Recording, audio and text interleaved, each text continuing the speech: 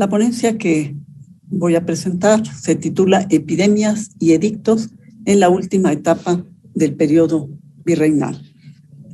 Aquí yo me voy a enfocar a la epidemia de viruela que hubo en México en el año 1797, cuando gobernaba el marqués de Branciforte.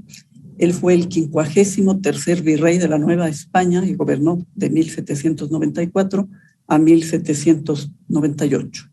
Y bueno, pues solamente como dato curioso de esta administración, él, como halago al rey de España, a Carlos IV, pidió al arquitecto Manuel Tolsá que esculpiera la estatua ecuestre de Carlos IV, conocida como el Caballito, que hoy conocemos en la calle de Tacuba. El siglo XVIII novohispano pues, se caracterizó por la filosofía ilustrada y el progreso a nivel educativo, a nivel científico, donde vemos expediciones de botánica, que se crea un colegio de cirugía y en una serie de instituciones modernas. Sin embargo, este siglo, que iba en progreso constantemente, pues se enfrentó con el problema de las epidemias.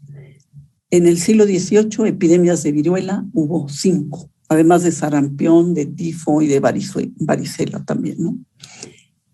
La epidemia más devastadora de viruela fue la de 1779, con 44,000 enfermos aproximadamente, y falleció un 20% de la población. Y la epidemia que ahora comentamos, la de 1797, o sea, 18 años después que la que menciono, hubo 44,000 también, 516 enfermos y fallece un 8% de la población. Y para esta época aproximadamente, ya se cuenta con un censo de población. El conde de Revillagigedo en 1790 hace el primer censo de población, y la Ciudad de México en esa época tenía 104,750 habitantes. Y el virreinato novohispano un poquito más de 4 millones de habitantes.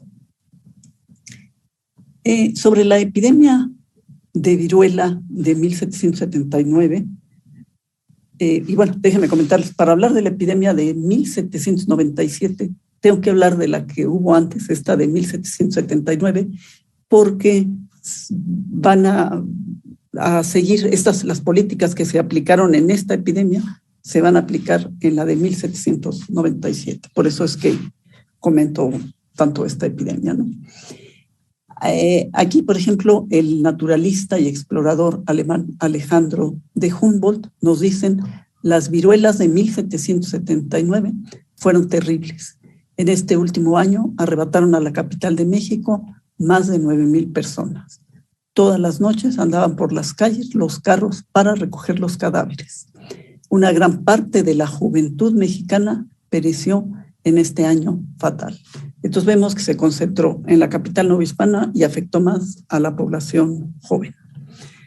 Por su parte, Francisco Flores, que él escribe en 1888 una historia de la medicina, él nos dice que en el transcurso de los 2 meses, también de 1779, fallecieron 8,800 personas, y dice, habiendo sido el total de los apestados en los 150 cuarteles en que entonces se subdividió la ciudad, de 44,286.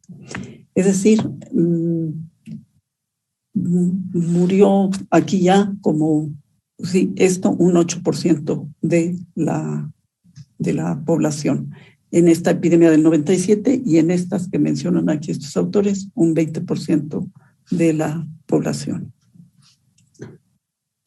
Los organismos que se hicieron responsables de las epidemias, que había esta responsabilidad compartida entre el gobierno, la iglesia y la ciudadanía, son el ayuntamiento, el tribunal del protomedicato, el virrey, la audiencia, la iglesia, las juntas de sanidad y la comunidad epistémica. Todos ellos debían proponer soluciones y velar por su cumplimiento. Así vemos que implementa programas sobre medidas ambientales, medidas terapéuticas y actos también de fe hacia la divinidad. En general, todas estas medidas contemplan ayuda entonces espiritual, la medicación de recursos pues, naturales, el saneamiento del medio, las cuarentenas, acordonamientos y asistencia médica, pues de acuerdo al modelo médico vigente. Ya en esta epidemia de 1797, las medidas que se implementan son pues las siguientes que yo comento ahora. Se reimprime este documento, esta instrucción para curar viruelas. Este documento se había hecho en la epidemia anterior de 18 años atrás y la había hecho el médico José Ignacio Bartolacci, que entre otras cosas pues fue famoso porque es el autor del primer periódico especializado en medicina, el Mercurio Volante, de 1772, y él fue profesor universitario. Y él decía que a él no se le daba estar viendo a los enfermos, pero sí se le daba administrar la salud, ¿no? Y entonces como pues en lo que trabajaba, por decirlo así. Y este punto, el que él publique este documento y de alguna manera se dedique a asesorar al gobierno, nos está hablando de un vínculo Estado-ciencia o un vínculo saber-poder. Y esto es muy interesante porque entonces aquí con esto vemos que al gobierno le interesa escuchar lo que dice la gente, los médicos, la gente de los científicos de la época, como ellos mismos les llamaban. Entonces se aprovecha ese saber académico con los recursos que tiene el gobierno para poder llegar a una solución. Y estos hombres de ciencia, ellos dicen a nosotros como hombres cultos, nos interesa y tenemos la responsabilidad, primero, pues de dictar soluciones, porque somos los que estamos detectando los problemas. Digo, claro, aquí una epidemia pues era a vista de todos, pero algunos otros problemas de salud, ellos son los que los detectaban y los que dan las soluciones. Entonces, Bartolacci nos está presentando este documento y claro, para la epidemia del 97, él ya había fallecido, pero el gobierno considera que es un excelente documento, lo reimprimen y se difunde entre el personal de salud, pero también entre la gente, bueno, pues que sabía leer, ¿no? Y este entonces documento primero nos está hablando sobre la etiología de la enfermedad. Hay que recordar que estamos en la etapa pre-microbiana. Por tanto, nos decía Bartolacci, más que enfermedad, la viruela es un remedio o una diligencia de la naturaleza para purgar los malos humores. Y señala que había viruelas buenas y viruelas malignas. Las buenas que tenían granos gordos y escasos y las malignas pues túpidas y menudas.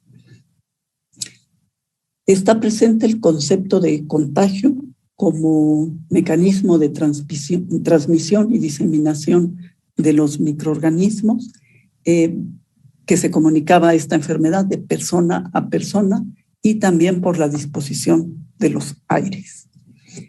Como tratamiento, él planteaba, decía cómo se curan bien y cómo se curan mal las viruelas.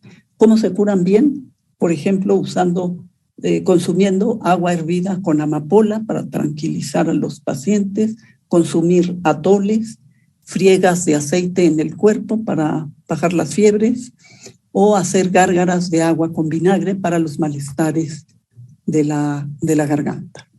Y decía cómo se curan mal con todos los remedios caseros. Y esto él decía que pues eran las mujeres las que recurrían a los remedios caseros y que eran muy inestables porque veían que si al primer día no se veía una evolución en el paciente, pues cambiaban de remedio y volvían a cambiar. Entonces decía, no hay como la estabilidad y pues dejar, ¿no? Que sí evolucione la medicina que se estaba administrando. Por otra parte, en los hospitales también tenemos medidas para contrarrestar la epidemia de viruela. Por una parte, José Antonio Alzate, también hombre de ciencia del siglo XVIII, él decía que si los médicos querían mirar por sí mismos, no debían tragar saliva mientras estuvieran frente al enfermo de viruela. Entonces, para eso eran muy útiles las escupideras. Entonces, constantemente escupir, y de esta manera se salvaguardaba el médico. En cuanto a la situación de los pacientes, el mismo Bartolacci nos está diciendo que era muy importante el aspecto emocional, que ya de por sí era difícil estar internado en un hospital. Entonces él sugería que al momento de administrar los alimentos se tocara música. El órgano de la iglesia, que siempre estaba junto, pues que tocara para que mientras comían los enfermos hubiera música. Y en las noches él sugería que se tocaran las campanas de la iglesia para también tranquilizar a los pacientes. De manera, bueno, que son medidas pues muy, muy interesantes para esta época, el siglo XVIII de la que estamos hablando. Y la medida pues que me interesa comentar ya de la epidemia de 1797 es la publicación de un edicto pronunciado por el marqués de Branciforte el 28 de febrero de 1797.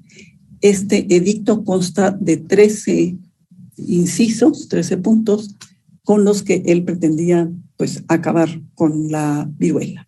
Y el primer punto nos está hablando de los lazaretos, o sea, tener en cada ciudad una casa especial para recibir a los contagiados, que estuviera contrapuesta al viento reinante, para que los vientos no se trajeran los miasmas a las zonas urbanas. Y bueno, recordemos que desde la epidemia de 1779 se creó un hospital especializado para los enfermos de viruela, el Hospital de San Andrés, que precisamente cerró sus puertas en 1905 para ser sustituido por el actual Hospital General de México. El punto número 2, la búsqueda de enfermos, tanto médicos como párrocos debían buscar a los enfermos en las ciudades, en las casas, y avisar de esto al Tribunal del Protomedicato. El número 3 se refiere a la organización de la ciudad. La ciudad debía estar dividida por manzanas o cuarteles, como ellos le llamaban, y debía haber un jefe general y subjefes para que todos fueran anotando dónde había enfermos, en qué estado, si ya fueron al hospital, si los debían canalizar o no. El punto número 4 nos está hablando de prohibir la comunicación entre los parajes, el infestado y el sano. Y debía haber guardias en las garitas para evitar que pasaran a los lugares sanos los que estaban enfermos. El punto número 5 es la cuarentena. Las personas que salían de un lugar infestado no debían entrar a las ciudades sanas, y las embarcaciones también procedentes de lugares afectados por la viruela, nadie debía descender del buque ni bajar el equipaje, porque esto había pasado. Llegó un barco que venía del Virreinato de Perú en 1796 y venían ahí varios enfermos de viruela. El octavo punto, ya me estoy saltando uno. El punto número 7 se refiere a los carteros y a las cartas. Las cartas que entregaban debían sahumarlas con azufre, que se consideraba un antiséptico, y el cartero debía vestir ropa de lienzo al entrar a la ciudad infestada y retirarla cuando entrara a las ciudades donde hubiera salud total, ¿no? El octavo punto se refería a la inoculación. Esta se practicó desde 1779, pero había mucha desconfianza para recurrir a este método, precisamente porque producía de una forma leve la enfermedad. Y bueno, pues sabemos, aquí faltaban todavía varios años para que llegara la vacuna, que Eduardo Jenner en Inglaterra observó que las ordeñadoras que se contagiaban del pox, de la viruela de las vacas, eran inmunes a la viruela humana. Y a partir de 1798 difunde su hallazgo sobre la vacuna, y Carlos IV, como rey de España, difunde de inmediato la vacuna en sus dominios, organiza una expedición, la Real Filantrópica Expedición de la Vacuna, a todos sus dominios, y esta expedición preventiva pues saldrá en 1803 y a la Nueva España llega en 1804. Esto va a ser hasta este año, cuando ya se cuenta con la vacuna contra la viruela. El siguiente punto del edicto, el noveno, habla de las juntas de caridad o juntas de sanidad. Entre los párrocos, el ayuntamiento, médicos, abogados, vecinos, hacían agrupaciones y creaban estas juntas de caridad para juntar limosnas, víveres, frazadas y poder ayudar a los enfermos de viruela. El 10º punto nos habla de las inhumaciones, que los cementerios debían estar garitas afuera, enterrados con profundidad y tapados con cal. Y se prohibía las inhumaciones en las iglesias y en los atrios. El siguiente punto son las rogativas. El mismo Real Tribunal del Protomedicato decía que había que rezar a Dios, a los santos y a la Madre Santísima para poder acabar con la epidemia, porque pues decían no hay nada efectivo. El siguiente punto nos está hablando sobre el financiamiento, cómo conseguir dinero para afrontar la epidemia. Entonces, bueno, pues se recurría a las familias con ciertos recursos económicos. Y el punto número 13, el último, el virrey invitaba a la comunidad en general a sugerir medidas para controlar la epidemia.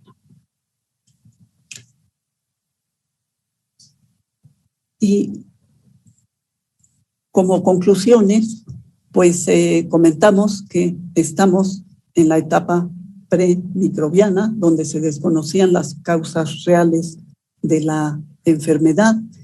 Está muy presente el concepto de contagio como mecanismo de transmisión. Hay una excelente organización para combatir la epidemia, donde pues vemos que participan las grandes instituciones, el virrey, el Tribunal del Protomedicato, el ayuntamiento, la iglesia, y yo diría que esta organización, esta movilización sanitaria que se hace es excelente. El vínculo Estado-ciencia, o esto saber que yo les comentaba, también es un aspecto muy, muy interesante, porque las autoridades sanitarias están valorando el saber de los médicos. Y claro, para todo esto también vemos pues que hay desafíos para autoridades sanitarias y gubernamentales. Se aprendió mucho, en este caso, de la epidemia anterior, la que fue 18 años antes, y precisamente como había sido tan fuerte, ahora había tanto temor para enfrentar esta epidemia. Y bueno, como les comentaba también, esta situación epidemiológica mejoró muchísimo a partir de 1804, cuando se introduce la vacuna contra la viruela por el cirujano Francisco Javier de Balmis, quien llega aquí a la Nueva España y crea las casas de vacunación y trae las cartillas y enseña cómo hacer esta vacunación. Muchas gracias. Con esto yo acabo.